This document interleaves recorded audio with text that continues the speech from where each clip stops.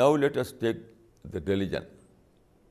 Religion claims that it is a point of reference.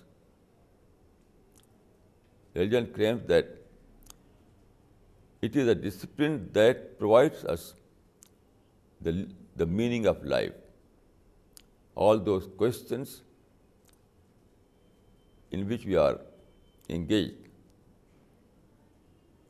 So religion claims that they are in a position to provide answers to these questions.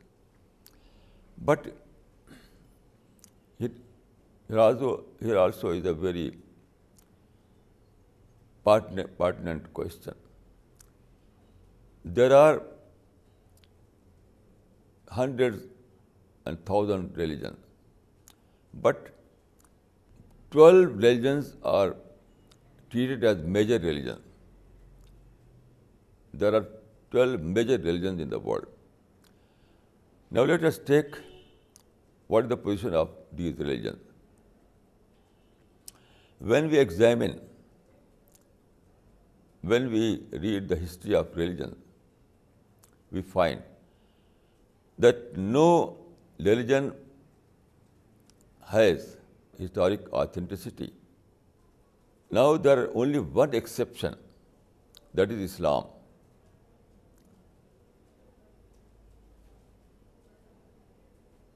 Islam provides us complete knowledge. It is the only exception. You know, Quran is the only book that has a history. In Quran or in Islam, everything is history. Muhammad, the Prophet of Islam, was born in a full light of history. We know all things about the Prophet Muhammad. We know that his name was Muhammad, his father's name was Abdullah, his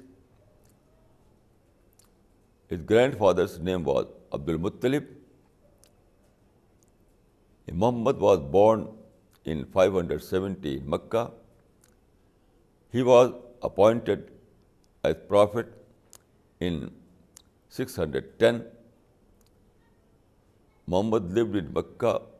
Muhammad lived in Mecca up to 13 years. Then he migrated to Medina, and he lived in Medina up to 10 years. And he died in Medina in 632. He was buried over there. So everything is history. Then the sacred book of Islam is a historical book.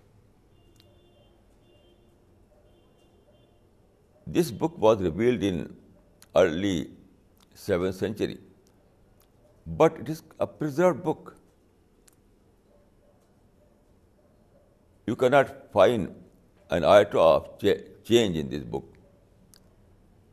Quran is preserved in its original language, in its original form, without any slightest alteration.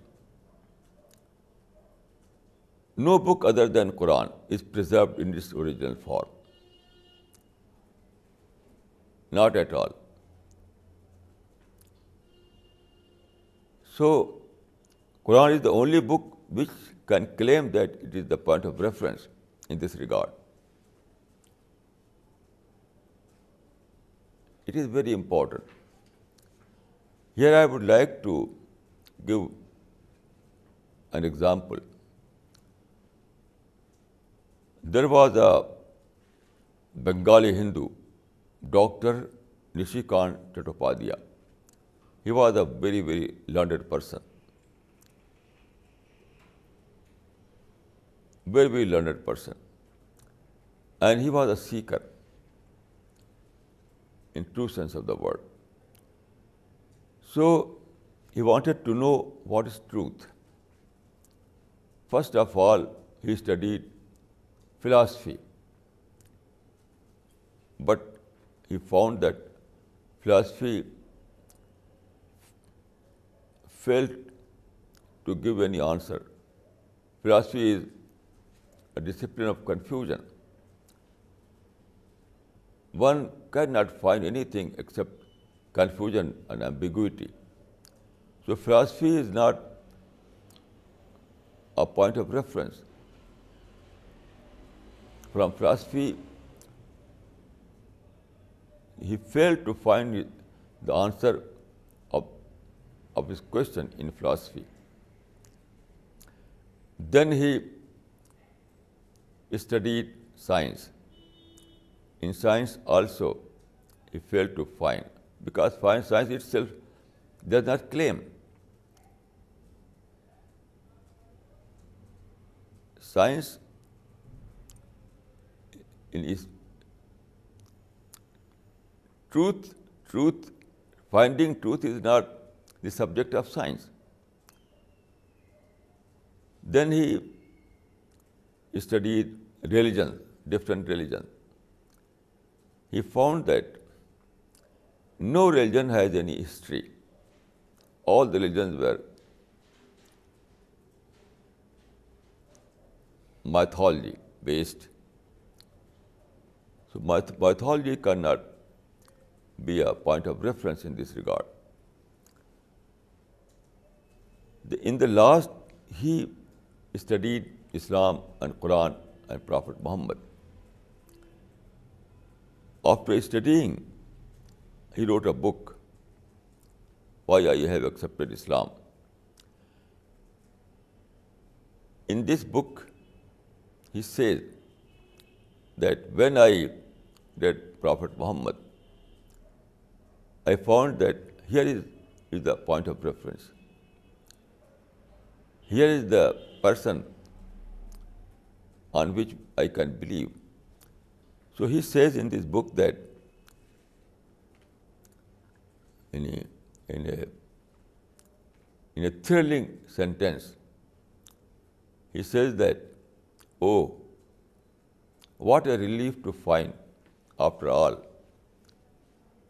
a truly historical prophet to believe in. So he accepted Islam. So I can say that philosophy failed to provide us a point of reference. Religion failed to provide us a point of reference. Science failed to provide us a point of reference in this regard. Now, only Islam, only Quran, only the Prophet Muhammad are point of reference for us in this regard. If we want to know what is the creation plan of God, we have no option other than to read Quran, to read Islam, to read Muhammad.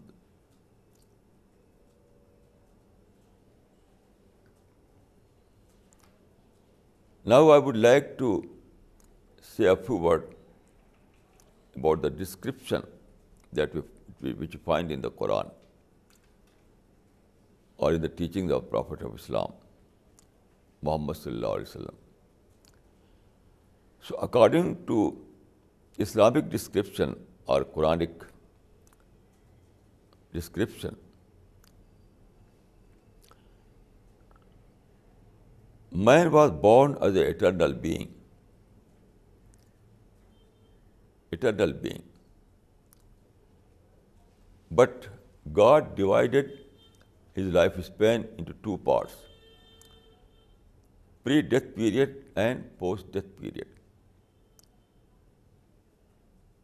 Pre-death period is very short, like the tip of iceberg. And post-death period is very, very long.